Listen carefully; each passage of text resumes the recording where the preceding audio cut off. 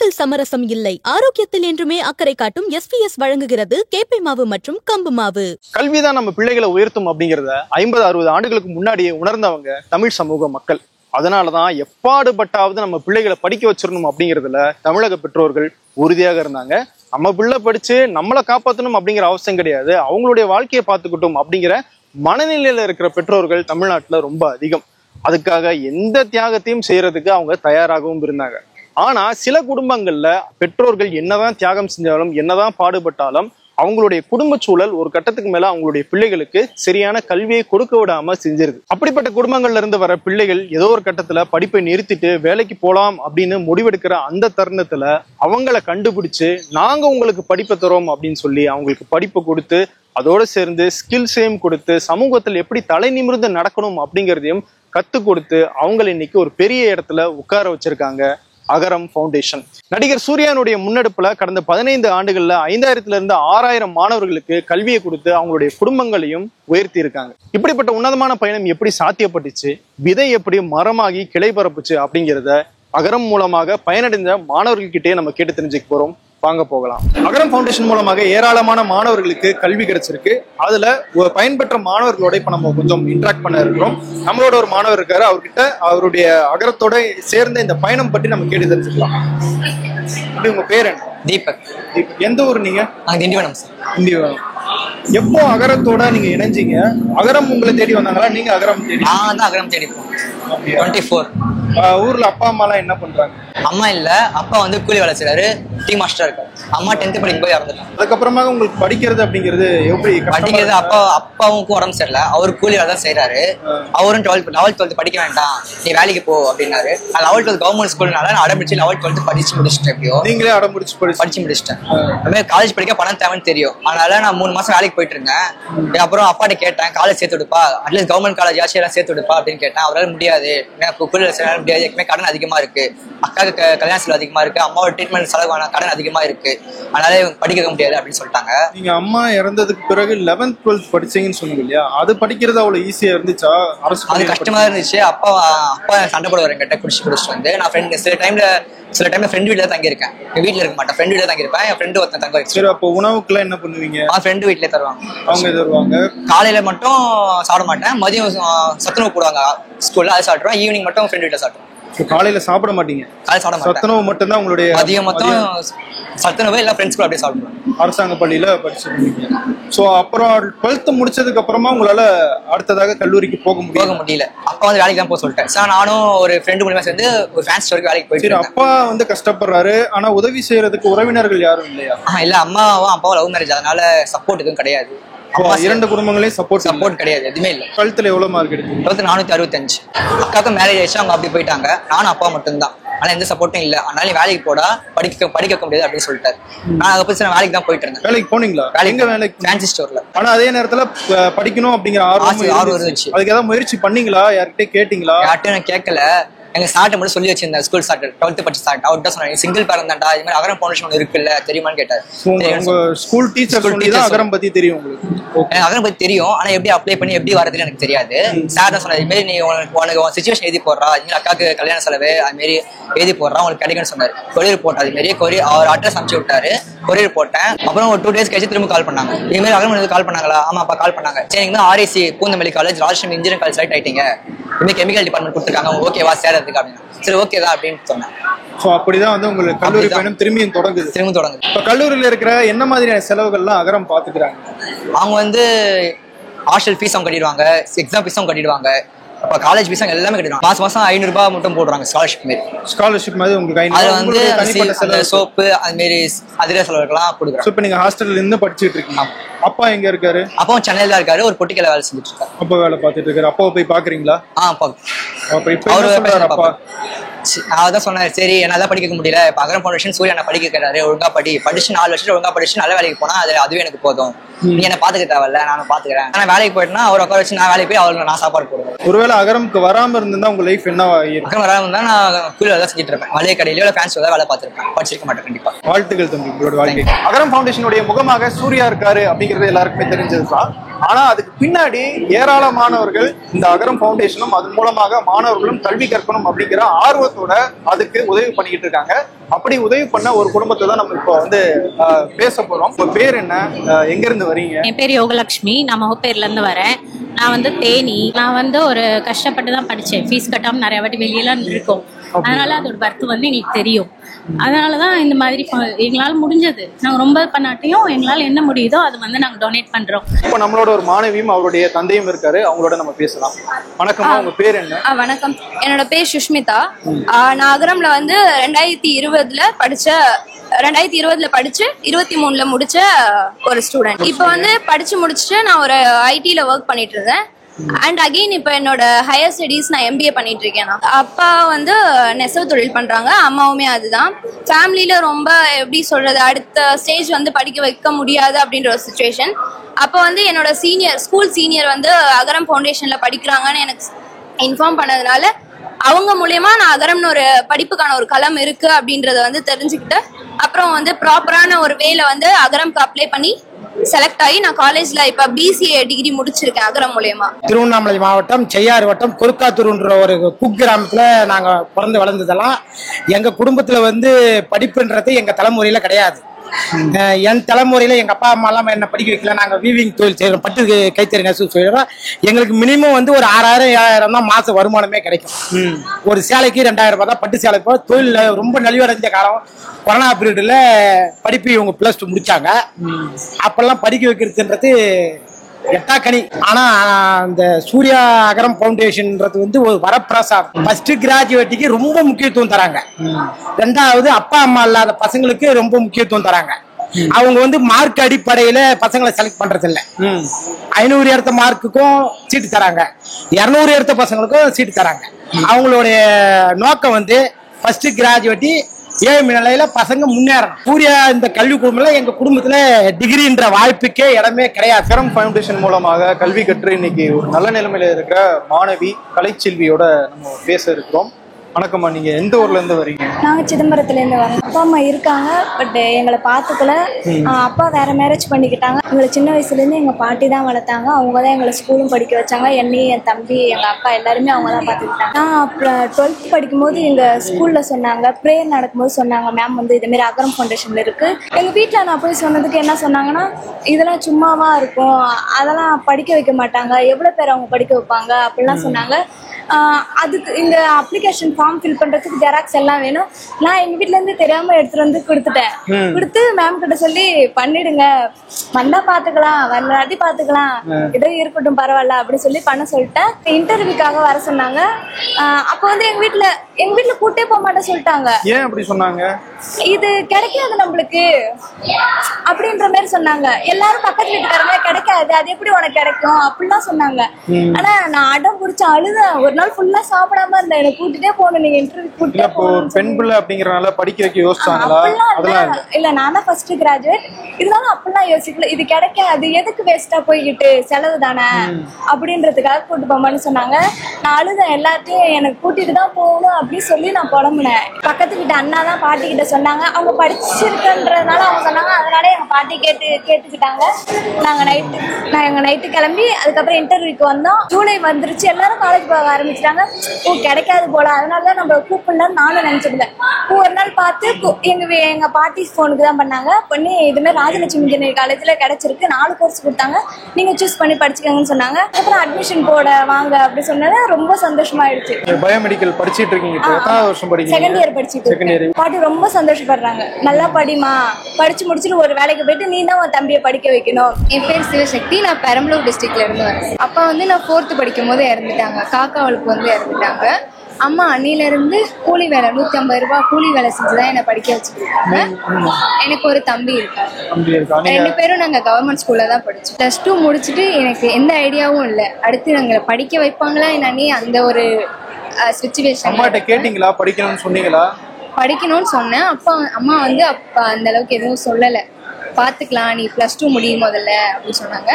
+2 எக்ஸாமுக்கு 1 மந்த்துக்கு முன்னாடி கிளாஸ் மேம் வந்து இந்த மாதிரி அகரம் ஃபவுண்டேஷன் பற்றி சொன்னாங்க. அப்ளை பண்ணிட்டு நான் கூலி வேலைக்கு, அம்மா கூட 150 ரூபா கூலி வேலைக்கு தான் சார் போயிட்டு. கூலி வேலைக்கு போயிட்டு இருந்தீங்க? எஸ் சார், கூலி வேலைக்கு போயிட்டு இருந்தேன். திடீர்னு ஒரு நாள் கால் வந்துச்சு, உங்களை இந்த மாதிரி அகரம்ல செலக்ட் பண்ணிருக்கேன். எவ்வளவு மார்க் எடுத்தீங்க +2ல 580. நீங்க +2 மார்க் ரிசல்ட் வந்ததுக்கு அப்புறம் ஏதாவது காலேஜ் போகணும் அப்படின்னு ட்ரை பண்ணலையா? குடும்ப சூழ்நிலையில இதுவும் பார்க்கல சார், பண்ண முடியல உங்களால. அதுக்கப்புறமாக தான் வந்து இப்போ காலேஜ் படிக்கிறீங்க. சேர்த்து ராஜலட்சுமி இன்ஜினியரிங் காலேஜ்ல கெமிக்கல் இன்ஜினியரிங் படிச்சுட்டு இருக்கேன், செகண்ட் இயர். எனக்கு அது கெமிக்கல் இன்ஜினியரா ஆகணும்னு ஒரு ஆசை சார். எல்லாரும் முன்னாடியும் தலை குளிஞ்சு நின்னேன், எங்க அம்மாவை தலை நிமிர்ந்து வாழ வைப்பேன் சார். ஏன் தலை குளிஞ்சு நின்னாங்கன்னு சொல்றீங்க?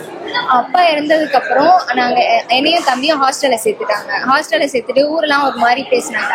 வீட்டுல இருக்க தாத்தாவே அம்மாவை கெட்ட வார்த்தை எல்லாம் திட்டிருக்காங்க எங்க முன்னா. அதை கேட்கும் போது எங்களுக்கு அவ்வளவு கஷ்டமா இருக்கும் சார். அதெல்லாம் தாண்டி எங்க அம்மா வாழ அகரம் ஃபவுண்டேஷனுக்கு நான் நல்லா படிச்சு ஒரு நல்ல வேலைக்கு போய் மினிமம் ஒரு இயருக்கு 2 ஸ்டூடெண்டாவது என்னால படிக்க வைக்கணும். அகரம்ல யாரெல்லாம் பாத்தீங்க? சூர்யாவை பாத்தீங்களா? சூர்யா சார் இன்னும் பார்க்கல. பார்த்தா என்ன சொல்லுவீங்க? பார்த்தா நன்றி, என்ன இங்க படிக்க வச்சதுக்கு ரொம்ப நன்றி சொல்லுங்க சார். அம்மா தான் எல்லா ஒர்க்குமே பார்த்துருப்பாங்க. ஹெல்ப் பண்ணுறது, ஏதாவது ஒர்க் பண்ணிட்டு எங்களை வந்து ஃபீஸ் இது பே பண்ணுறது, ஸ்கூல் டைம்ஸ் எல்லாமே பே பண்ணுறது எல்லாமே அம்மா தான். ஏதாவது எனக்கு அம்மா வந்து அவ்வளோ படித்தது இல்லை, ஆனால் வந்து மற்ற நாலேஜ் வந்து கொஞ்சம் அதிகமாகவே இருக்குது. அதை வச்சு எனக்கு வந்து இதனால சொல்லி தருவாங்க. ஸோ அதான் எல்லாமே அம்மா. எங்கள் ஸ்கூலில் ஒரு சார் ஒருத்தவங்க தான் வந்து ஹெல்ப் பண்ணாங்க. ஆக்சுவலாக நான் வந்து ஸ்கூல் ஃபீஸ் எனக்கு வந்து நான் படித்தது வந்து கவர்மெண்ட் ஸ்கூல் இல்லை, எய்டட். அதனால வந்து அந்த ஸ்கூல் ஃபீஸுமே அந்த சார் தான் வந்து பே பண்ணாங்க. கொஞ்ச நாளுக்கு அப்புறம் வந்து அவங்களாலுமே பே பண்ண முடியல. அம்மா வந்து பார்ட் டைமாக என்ன ஜாப் கிடைக்குதோ, மார்னிங் வந்து 6க்கு போயிட்டு ஈவினிங் 6 தான் வருவாங்க. அதுக்கப்புறமும் அவங்க வந்து 1 hour தான் வீட்டில் எங்கள் கூட ஸ்பெண்ட் பண்ணுவாங்க. அதுக்கப்புறமா அவங்க ஜாப் போயிட்டு நைட்டு 11 தான் வருவாங்க. தூங்காமலாம் இருந்திருக்காங்க. அம்மாவுக்கு வந்து அவங்க படிக்கல, அதனால நான் வந்து நான் படிக்கணும் அப்படின்னு வந்து அவங்களுக்கு ரொம்ப நாள் ஆசை. அதனால நான் வந்து என் படிப்பை நிப்பாட்டக்கூடாதுங்கிறது அவங்களோட மைண்ட் செட். நான் நல்லா படிப்பேன், அதனால வந்து அவங்க வந்து என்னை படிக்க வைக்கணும் அப்படிங்கிறது வந்து அவங்களோட மைண்ட் செட்டாக இருந்துச்சு. அதனால அவங்களால என்ன பண்ண முடியும் இந்த மாதிரிலாம் தேடிட்டு இருக்கும்போது அப்படி கிடைச்சது தான் அகரம். எங்கள் மேம் வந்து ஒருத்தவங்க வந்து அம்மா கிட்ட சொன்னாங்க, அவன் நல்லா படிக்கிறா, அது மாதிரி 10th-லயும் 12th-லயும் ஸ்கூல் ஃபர்ஸ்ட் மார்க் வந்ததுனால அவங்க போய் சொன்னாங்க இந்த மாதிரி படிக்க வைங்க அப்படின்னு. அதனால வந்து அம்மா மூலியமாகவும் அந்த மேம் மூலியமாகவும் தான் நான் அகரம் அப்ளை பண்ணேன். நான் வந்து கவுன்சிலிங்கே போடலை, இன்ஜினியரிங் கவுன்சிலிங்கும் போடல, அதுக்கப்புறம் வந்து எந்த கவுன்சிலிங்குமே போடலாம். எனக்கு கட் ஆஃப் வந்து 185 இருந்துச்சு. நான் எனக்கு வந்து எனக்கு ரோபோட்டிக்கல் இன்ஜினியரிங் படிக்கணும்னு சொல்லி ஆசை, ஆனால் என்னால் வந்து போய் அங்கே படிக்க முடியல. நான் ஃபீஸும் அம்மாவால் கட்ட முடியல. எனக்கு வேற எதுவும் படிக்கணுங்கிற மைண்ட் செட் இல்லை. இல்லைன்னா அனஸ்தீசியா டாக்டர் அந்த மாதிரி படிக்கணும். அம்மா கிட்ட சொல்லும் போது அம்மா அதுக்கான வேலை தான் பார்த்தாங்க. எனக்கு கவுன்சிலிங் டேட் முடிஞ்சது கூட எனக்கு தெரியல. எனக்கு சொல்ற அளவுக்கு அந்த அளவுக்கு யாரும் இல்லை. எனக்கு டேட் முடிஞ்சது தெரியல. அப்போ ஒரு நாள் வந்து அகரம்ல இருந்து கால் பண்ணி இந்த மாதிரி உங்களுக்கு வந்து சீட் கிடைச்சிருக்கு, எப்படி ஃபீல் பண்றீங்க அந்த மாதிரிலாம் கேட்டுட்டு, அதுக்கப்புறம் வந்து இந்த மாதிரி ராஜலட்சுமி இன்ஜினியரிங் காலேஜ் கிடைச்சிருக்கு, உங்களுக்கு 4 டிபார்ட்மெண்ட் நாங்கள் சொல்றோம், உங்களுக்கு வந்து என்ன டிபார்ட்மெண்ட் உங்களுக்கு பிடிச்சிருக்கோ அதை சொல்லுங்க, அதை சூஸ் பண்ணிட்டு அந்த டிபார்ட்மெண்ட்ல இருந்து உங்களுக்கு எது படிக்கணும், உங்களுக்கு கரியர் எது பெஸ்டா இருக்கும்னு சொல்லிட்டு 2 நாள் டைம் கொடுத்தாங்க. எல்லார்கிட்டயே விசாரிச்சுட்டு பேசுங்கன்னு சொன்னாங்க. நான் அதுல இருந்து தான் பிடெக் கெமிக்கல் இன்ஜினியரிங். அம்மா கூட இருந்ததுனால எனக்கு ஹாஸ்டல் வந்து எனக்கு கொஞ்சம் அடாப்ட் பண்ணிக்கிறது ரொம்பவே கஷ்டமா இருந்துச்சு. நான் அழுதுருக்கேன் நைட்டா. நான் போய் அகரம் மென்டார் அக்கா கிட்ட எல்லாம் போய் அழுதுருக்கேன். எனக்கு அகரம் வந்ததுனால தான் நான் இப்போ நான் ஒரு 4 இயர்ஸ்க்கு அப்புறம் என் பின்னாடி ஒரு டிகிரி இருக்கும், நான் படிக்கிறேன், எனக்கு பிடிச்சதை படிக்கிறேன், ஒரு நல்ல லைஃப் கொடுத்தது வந்து அகரம். சூர்யாவை பாத்தீங்களா? இல்ல, நாங்க ஒரு நாள் தூரத்துல இருந்து வேணா பாத்திருக்கேன். அவங்க சொன்னதுல உங்களுக்கு என்ன விஷயம் ரொம்ப பிடிச்சிருந்துச்சு? அந்த அகரம்ல வந்து ஒரு உறுதிமொழி எடுப்பாங்க. நம்ம வந்து ஒருத்தவங்களை வந்து படிக்க வச்சது வந்து நம்ம அகரம் ஃபவுண்டேஷன் நம்மள படிக்க வைக்கிறாங்க, நம்ம அதே மாதிரி நம்மளால ஒருத்தவங்க வந்து படிக்கணும் அப்படிங்கிறது வந்து சொன்னாங்க. அந்த உறுதிமொழி வந்து எனக்கு இன்ன வரைக்கும் ஞாபகம் இருக்கு. என்னால யாரோ ஒருத்தவங்க வந்து படிக்க வைக்கணும். என்னோட பேர் பிரியா. என்னோட ஊர் கச்சமங்கலம், தஞ்சாவூர். நான் ஸ்கூல் படிக்கும் போதே அப்பா இறந்துட்டாங்க. அவங்க பேர் சுந்தரமூர்த்தி. எனக்கு ஒரு தங்கச்சியும் இருந்தாங்க. அவங்களுக்கு வந்து மூளை காய்ச்சல் ஏற்பட்டு அவங்களும் ஸ்கூல் படிக்கும்போதே, நான் ஸ்கூல் படிக்கும்போது அவங்க இறந்துட்டாங்க அவங்களோட 5 வயசுல. 10th நல்லா ஸ்கோர் பண்ணனால, அக்காவும் நல்லா ஸ்கோர் பண்ணனால எங்களுக்கு பிரைவேட் ஸ்கூல்ல ஃப்ரீ சீட் கிடைச்சிச்சு. எவ்வளவு மார்க் எடுத்தீங்க? நான் வந்து 472 எடுத்திருக்கேன். சயின்ஸ்ல சென்டம் எடுத்திருந்தேன். நான் ஸ்கூல் போயிட்டு வந்து எங்க தங்கச்சியை நான் பார்த்துட்டு நைட்லாம் நான் படிப்பேன். ஸோ அப்படிதான் வந்து அந்த மார்க் நாங்க எடுத்தோம். கரண்ட்லாம் நான் 11th 12th படிக்கும் போதுலாம் இல்ல. கரண்ட் இல்ல உங்க வீட்ல? கரண்டே இல்ல. கரண்ட் இல்ல. அதுலயும் படிச்சீங்க? ஆமா. படிச்சு எவ்வளவு வாடகை கொடுக்க முடியாது எங்களால. அப்ப ஹெல்ப் பண்ணாங்க ஒருத்தவங்க, எங்க அக்காவோட கிளாஸ்மேட் அக்ஷயாக்கன்னு ஒருத்தவங்க ஹெல்ப் பண்ணாங்க. அவங்க ஃப்ரீயா வீடு கொடுத்தாங்க நாங்க ஸ்டே பண்றதுக்கு. நான் +2ல 1063 எடுத்தேன். நான் அகரம்ல அப்ளை பண்ணிட்டேன். வந்திருந்தாங்க அகரம் வாலண்டியர் வந்தாங்க. உங்களுக்கு கண்டிப்பா கிடைக்கும், ஏன்னா அங்க சூழ்நிலையை பார்த்துட்டு உங்களுக்கு கண்டிப்பா கிடைக்கும் அப்படின்னு சொன்னாங்க. எந்த காலேஜ்ல நீங்க படிச்சீங்க? நான் சத்யபாமா யூனிவர்சிட்டியில படிச்சேன். காலேஜ்ல ஜாயின் பண்ணது மட்டும் இல்ல, அவங்க வந்து எங்களை செமஸ்டர் ஒன்ஸ் 2 times வந்து ஒர்க் ஷாப் வைப்பாங்க. ஸோ அதில் வந்து நிறைய IAS பெரிய பெரிய ஸ்பீக்கர்ஸ்லாம் கொண்டு வந்து எங்ககிட்ட வந்து மோட்டிவேஷன் பண்ணுவாங்க. நான் கேர்ள்ஸ் ஸ்கூலில் தான் படித்தேன். ஸோ அதனால வந்து பாய்ஸ் கேர்ள்ஸ் மிங்கிள் பண்ணுறதுக்கு கூட நிறைய ஈவெண்ட்ஸ், சின்ன சின்ன ஈவெண்ட்ஸ்லாம் வைப்பாங்க அவங்க. அதுக்கப்புறம் ஸ்டேஜில் வந்து பேச சொல்லுவாங்க, சின்ன டாபிக்ஸ்லாம் கொடுத்து ஸ்டேஜில் வந்து பேச சொல்லுவாங்க, குரூப் டிஸ்கஷன் பண்ண சொல்லுவாங்க, ட்ராமா, டான்ஸ், அந்த மாதிரி எங்களுக்குள்ள இருக்க ஹைடன் டேலண்ட்டை வந்து வெளியே கொண்டு வரதுக்கு என்னெல்லாம் முயற்சி பண்ண முடியுமோ அதெல்லாம் வந்து அகரம்ல பண்ணியிருக்காங்க. இப்போ நான் வந்து UST குளோபல்ல ஒர்க் பண்ணிட்டு இருக்கேன். கிளைண்ட் லொகேஷன்ல ஒர்க் பண்ணிட்டு இருக்கேன், வால்மார்ட். ஸோ கரண்டே இல்லாத ஒரு வீட்டில இருந்து படிச்சு இந்த அளவுக்கு வந்திருக்கீங்க. இப்போ வீட்டில் என்னெல்லாம் வசதிகள் இருக்கு? கரண்ட் இப்போ வந்து எல்லா எலக்ட்ரானிக்ஸ் ஐட்டம்ஸும் எங்கள் வீட்டில் இருக்குது. நாங்கள் சின்ன சின்னதாக நான் வேலைக்கு போனதுக்கப்புறம் ஒரு ஃபேனாக இருக்கட்டும், ஒரு மிக்ஸியாக இருக்கட்டும், வேலைக்கு போனதுக்கப்புறமேட்டு தான் கரண்ட் இல்லைன்னா நம்ம வீட்டில் இருக்காதுல்ல. ஸோ எல்லாமே ஒவ்வொன்றா வாங்க ஆரம்பித்தோம். இப்போ எல்லாமே இருக்குது எங்கள் வீட்டில். எங்கள் அம்மா வந்து ரொம்ப ஹாப்பியாக ப்ரௌடாக ஃபீல் பண்ணுவாங்க. எங்கள் அப்பா எங்கள் தாத்தா பார்த்துக்கிறத விட நீ நல்லா பார்த்துக்கிற என்ன அப்படின்னு சொல்லுவாங்க. அது எனக்கு ரொம்ப ஹாப்பியாக இருக்கும். And I am very grateful and gratitude. அம்மா ஃபேமிலி எல்லாரும் எங்க இருக்காங்க? இங்க இருக்காங்களா, ஊர்ல இருக்காங்களா? நான் படிச்சு 2017ல படிச்சு முடிச்சேன். அப்பயே வந்து எங்க அம்மா தனியா தான் இருந்தாங்க நாங்க காலேஜ் படிக்கிற வரைக்கும். ஸோ அதுக்கப்புறம் நான் படிச்சு முடிச்சுட்டு ஜாப் கிடைச்சதுக்கு அப்புறம் அம்மாவை சென்னை கூட்டிட்டு வந்தோம். சென்னை கூட்டு வந்து இப்ப எல்லாரும் 2017ல அம்மா கூட்டிட்டு. நீங்க தான் உங்க ஃபேமிலியை பாத்துக்கிறீங்க? நானும் பாத்துக்கிறேன், எங்க அக்காவும் இப்ப அவங்களுக்கு ஜாப் கிடைச்சதுக்கு அப்புறம் அவங்களும் சப்போர்ட் பண்றாங்க. ஸோ உங்க ஃபேமிலிக்கு இன்னும் என்னெல்லாம் செய்யணும்னு நீங்க நினைக்கிறீங்க? அக்காவுக்கு கல்யாணம் பண்ணி கொடுக்கணும், அம்மாவை வந்து நல்லா பார்த்துக்கணும், அவங்களுக்கு இடம் வாங்கி ஒரு அழகான வீடு கட்டி அவங்க கண்ட கனவுகள் எல்லாம் நிஜமாக்கி காட்டணும். ஸோ அகரமுக்கு இந்த நேரத்தில் என்ன சொல்ல விரும்புறீங்க? அகரம் தான் என்னோட லைஃப்பை வந்து இந்த அளவுக்கு எனக்கு மாற்றிருக்கு. ஸோ நன்றி. இன்னும் என்னால் முடிஞ்ச உதவிக்கெல்லாம் நானும் ஃபியூச்சரில் அகரமுக்கு பண்ணேன். ஸோ உங்களுக்கு சூர்யா சாரை பார்க்க வாய்ப்பு கிடைச்சதா? நாங்கள் காலேஜ் படிக்கும்போதே நிறைய அகரம் அலுமினி ஃபங்க்ஷன்ஸ்லாம், ஃபேர்வெல்லாம் நடக்கும், அப்புறம் ஈவெண்ட்ஸ்லாம் நடக்கும். அப்போலாம் சூர்யா அண்ணா, கார்த்தி அண்ணா வந்திருக்காங்க. நிறைய மோட்டிவேஷன் ஸ்பீச்லாம் எங்களுக்கு கொடுத்தாங்க. அவங்க சொன்னதில் எது இன்னும் உங்கள் மனசில் அப்படியே பதிஞ்சிருக்கு? எங்களுக்கு படிச்சும் ஃபைனல் இயர்ல வந்திருந்தாங்க. அப்போ சொன்னாங்க இதுக்கப்புறம் தான் உங்களோட வாழ்க்கையா ஆரம்பிக்க போகுது. ஸோ உங்களை வந்து நாங்கள் கைட் பண்ணிட்டோம், இதுக்கப்புறம் நீங்க தான் வந்து இந்த உலகத்தை ஃபேஸ் பண்ண போறீங்க அப்படின்னு சொல்லியிருந்தாங்க. என்னோட நேம் தாமரை. நான் வந்து தர்மபுரியில தான் இருக்கேன். என்னோட பூர்வீகம் தர்மபுரி, பாப்பார்பட்டின்ற ஒரு பிளேஸ்ல தான் இருக்கேன். இப்போ நான் வந்து வடபழனியில தான் ஒர்க் பண்ணிட்டு இருக்கேன், காவேரி ஹாஸ்பிட்டல்ல. நான் படிச்சது வந்து Aragonda Apollo college of nursing in Andhra Pradesh. என்னோட அப்பா 2007ல இறந்துட்டாங்க. அப்போ நான் ஒரு 5th ஸ்டாண்டர்ட் முன்னாடி படிச்சுட்டு இருந்தேன். அதுக்கப்புறம் என்னோட தாத்தா தான் என்ன கூட்டிட்டு வந்து வளர்த்தாரு. அதுக்கப்புறமா +2 முடிச்சேன். முடிச்ச உடனே என்ன பண்றதுன்னு எனக்கு ஆக்சுவலா தெரியல, நான் பிளைண்டா இருந்தேன். அப்புறம் எங்க தாத்தாவோட ஃப்ரெண்டு சொன்னாரு, இது மாதிரி அக்ரம் ஃபவுண்டேஷன் ஒன்று இருக்கு, நீங்க அங்க போய் இது பண்ணுங்க, அப்ளிகேஷன் போடுங்க, கிடைச்சிரும் அப்படின்னாங்க. மார்க் நான் ரொம்ப கம்மி தான். பட் என்னோட குடும்ப சூழ்நிலை, அப்பா இல்லை, அம்மா மட்டும்தான். அம்மாவுமே வந்து எல்லா அம்மா மாதிரியும் எனக்கு இல்லை, அவங்க சின்ன குழந்தை மாதிரி தான் அம்மாவை நான் தான் டேக் கேர் பண்ணிட்டு இருக்கேன். அதுக்கப்புறம் அக்ரம்ல செலக்ட் ஆனேன். அக்ரம்ல இருந்து எனக்கு கால் வந்தது, இது மாதிரி நீங்க செலக்ட் ஆயிருக்கீங்க, எங்க போட்டாலும் நீங்க படிப்பீங்களான்னு கேட்டாங்க. ஃபர்ஸ்ட் எங்க போட்டாலும் நான் படிக்கிறேன் அப்படின்ற ஒரு உறுதிமொழி அவங்க கிட்ட கொடுத்தேன். அதுக்கப்புறம் எல்லாருமே இங்க தமிழ்நாட்டுல தான் படிச்சாங்க, நான் மட்டும் ஆந்திராவில போய் படிச்சேன். தமிழ் மட்டும் தான் எனக்கு பேச தெரியும். அங்க போனா full and English and Telugu, என்னால மேனேஜ் பண்ணவே முடியல. போய் 10 daysலயே எனக்கு படிக்க வேணாம், நான் வீட்டுக்கு போயிடுறேன் அப்படி சொல்லிட்டு அக்ரம் கால் பண்ணி சொல்லிட்டேன். அப்புறம் சொன்னாங்க, நீ உன்னால முடியும், நீ ட்ரை பண்ண, முடியலன்னா பாக்கலாம், ஒன்றும் பிரச்சனை இல்லை, நீங்க ஒரு 10 நாள் ட்ரை பண்ண, அதுக்கப்புறம் இல்லைன்னா நான் கூட்டிட்டு வந்துடுறோம், நாங்க தமிழ்நாட்டில் ஜாயின் பண்ண வச்சிடலாம் அப்படின்னு சொன்னாங்க. அதுக்கப்புறம் மேனகா ஆன்டி நல்லா பேசினாங்க. என்ன சொன்னாங்கன்னா, நீ படிமா, ட்ரை பண்ணு, லாங்குவேஜ் ஒரு பெரியர் கிடையாது, இங்கிலீஷ் ஒரு பெரிய விஷயம்லாம் கிடையாது அப்படி சொன்னாங்க. அப்புறமா தான் இங்கிலீஷ், தெலுங்கு, இப்ப தமிழ், கன்னடம், மலையாளம் எல்லா லாங்குவேஜும் கத்துக்கிட்டேன். அப்புறம் BSc நர்சிங் கம்ப்ளீட் பண்ணி 2018ல கம்ப்ளீட் பண்ணேன். அதுக்கப்புறம் இங்க வந்தேன். இங்க வந்துட்டு எம்ஜிஎம்ல ஒர்க் பண்ணேன்.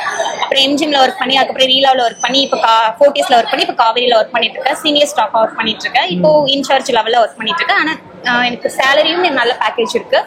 இப்போ அம்மாவை நான் தான் டேக் கேர் பண்ணிட்டு இருக்கேன். எங்க அம்மாவை பாத்துக்கிறதுல அகரம் இல்லை அப்படின்னா நான் இந்த இடத்துல கண்டிப்பா இருந்திருக்க மாட்டேன். இப்போ சவுதி எக்ஸாம் எழுதியிருக்கேன், அதுல ஃபர்ஸ்ட் மார்க் எடுத்திருக்கேன். 766 மார்க் எடுத்திருக்கேன். சவுதி மினிஸ்டர் கிங்ஸ் இதுல செலக்ட் ஆயிருக்கேன் அந்த ஹாஸ்பிட்டல் எம்ஓஹெச்ல. ஐ திங்க் இந்த மந்த்ல நெக்ஸ்ட் மந்த் விசா வந்துடும். அதுக்கப்புறம் என்ன நிறைய பசங்களை நான் படிக்க வைக்கணும்ன்றது என்னோட ஹேம். அதுக்காக தான் நான் சவுதி செலக்ஷன் பண்ணேன். ஏன்னா சவுதி போனா இப்ப எனக்கு 1.5 lakhs சொல்லியிருக்காங்க சேலரி. அப்பனா நான் எனக்கு 50,000 ரூபாய்க்கு மேல தேவைப்படாது.